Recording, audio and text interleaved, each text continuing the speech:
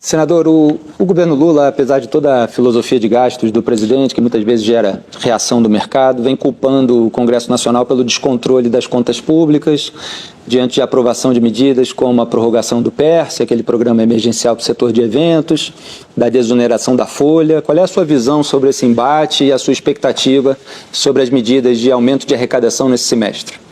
Eu acho que o governo Lula, exemplo do que fez nos últimos 14 anos, está acelerando o processo de quebrar o Brasil. O que eles fizeram em 14 anos, eles aperfeiçoaram e estão fazendo num tempo muito menor. Até porque, desta vez, há uma certa boa vontade em relação ao que está acontecendo no governo. Vejam que o déficit desse ano foi de 230 bilhões de reais, contra uma expectativa de pouco menos de 100 bi, 1% do PIB, deu 12,1%. Então, toda a economia que foi feita em 4 anos de governo do presidente Bolsonaro, que mesmo com pandemia, mesmo com guerra da Ucrânia, mesmo com Brumadinho, mesmo com uma crise energética que foi a maior de 92 anos de crise de seca, nós tivemos uma diminuição da dívida pública de mais de 2% e um superávit de mais de 54 bilhões de reais. Aí nós vemos agora um aumento, o déficit de 230 bilhões, com o Haddad indo a público dizer uma inverdade. Dizer que isso é culpa do governo anterior, porque 92 bilhões são de precatórios. As pessoas parecem que não fazem conta, e o ministro parece que não tem responsabilidade quando fala. Os 92 bilhões de precatórios do ano passado são fruto de um aumento exponencial de mais de 60%, que a média histórica era 60 bi, subiu em 22 para 93 ou 94 bilhões de reais, e o orçamento pagou 60 bilhões, remanesceu 32 bilhões por causa da PEC do precatório, que inclusive o PT votou favorável no Senado da República. Então sobrou de 22, 32 bilhões. O governo federal atual fez uma petição ao Supremo Tribunal Federal e conseguiu anuência para pagar fora do parâmetro fiscal 92 bilhões. Pagou 32 de 2022, 32 de 23 do governo do PT e mais 30 de 24 do governo do PT. Não, então, mas esse foi o escalonamento feito na PEC. Pagou. O que o Haddad está dizendo, Vera, e vamos ser claros aqui, porque a população está nos ouvindo, o que o Haddad está dizendo que 92 bilhões é em função do governo passado, são 32 bilhões. Ele está dizendo que esses 92 bilhões foram jogados para frente pela PEC dos precatórios. Ele não explicou isso não, Vera. Ele afirmou o seguinte, textualmente, abre aspas, nós estamos pagando 92 bilhões aqui do governo passado. Em qual governo foi feito esse acordo dos precatórios? Foi feito um acordo de diferimento, mas o recurso não é devido do governo passado, é devido de 23 e 24, que já é o governo do PT.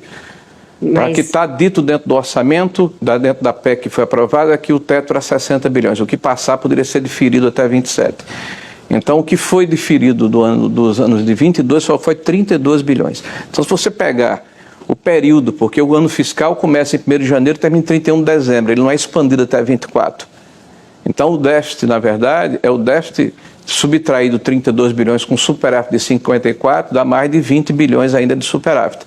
Então nós estamos tendo um governo que está muito mais preocupado em aumentar as receitas, inclusive com receitas não recorrentes, como é o caso do PIS/PASEP, como é o caso do CAD, e as despesas que estão sendo colocadas dentro do orçamento, elas são permanentes. O que vai acontecer no futuro é extremamente previsível. Nós vamos desarrumar as finanças públicas e vamos partir para um processo parecido com o que aconteceu em 2015 e 2016. Basta ver o que está acontecendo com a Petrobras, com o aparelhamento da máquina pública, com a questão do conteúdo nacional, com o lançamento do terceiro PAC, que é uma galhofa, uma brincadeira. Como é que o presidente Lula tem a coragem de lançar um PAC rememorando uma política que gerou desperdício de recurso público e corrupção, teve baixa eficácia e baixa eficiência, gerou um cemitério de obras inacabadas. E todo mundo está achando graça e achando bonito. Mas o déficit do ano passado estava dentro do que a PEC da transição aprovou, ou seja, uma PEC aprovada antes mesmo dele tomar posse. O Congresso tem uma certa responsabilidade também? O Congresso aderiu à tese do presidente Lula. Ou não foi Fernando Haddad que propôs a PEC da transição, que aumentou em mais de 200 bilhões as despesas sem a contrapartida de receita. É isso que eu estou dizendo. O Congresso não tem sua responsabilidade? Bem, primeiro, é evidente que aqui eu não estou defendendo o Congresso, estou falando como líder da oposição e eu não estava no Congresso naquela época. Eu estou lhe falando que como líder da oposição e como alguém que está observando a economia, nós estamos vendo a repetição do que aconteceu e o que levou em 2015 a maior catástrofe econômica da história brasileira desde 1948. Mas, com a supressão de 3 milhões de empregos, com mais de 300 mil empresas fechadas, e eles estão com o mesmo ritmo, com os mesmos personagens, com os mesmos métodos.